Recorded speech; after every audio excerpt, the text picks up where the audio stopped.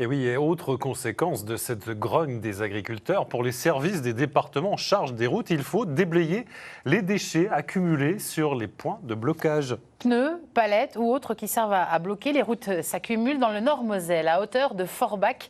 Les agents chargés de nettoyer ont paré au plus rapide, déversant des bennes de déchets en pleine forêt, dans des endroits interdits, et ça fait plutôt mauvais genre. Malika Boudiba, Boris Kratchmar. Ici, c'est 1500 € d'amende si vous êtes pris en train de jeter des déchets. Pourtant, jusqu'à ce mercredi, il y en avait plus de 120 mètres cubes. Des pneus du lisier déposés ici samedi par les services du conseil départemental de la Moselle qui ont dû nettoyer l'autoroute A320 en urgence à la demande du préfet après les barrages des agriculteurs.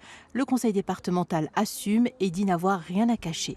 On a évacué ces déchets qui étaient sur l'autoroute A320, qui est depuis le mois de janvier gérée par le département, sur un site du département, ce qu'on appelle un délaissé routier, de façon à pouvoir les stocker de façon temporaire et surtout les trier.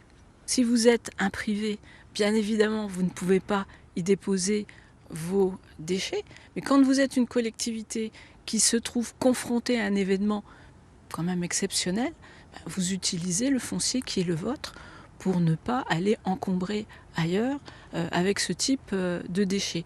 Et je le répète encore, ce n'était que transitoire parce que nous avons décidé qu'il était préférable de trier les déchets de façon à ensuite à les évacuer vers une filière qui est dimensionnée et qui saura les traiter. On ne traite pas des jantes de pneus ou des pneus comme on traite le plastique. Le site est en bord de route et en lisière de forêt. Il n'est ni sécurisé ni fermé. 20 personnes ont été mobilisées et autant de camions. Le reste du tri se fera sur le site de Rémeulfin. Des déchets de particuliers, nous en avons aussi vu. Ils sont régulièrement pris en charge par les agents du département.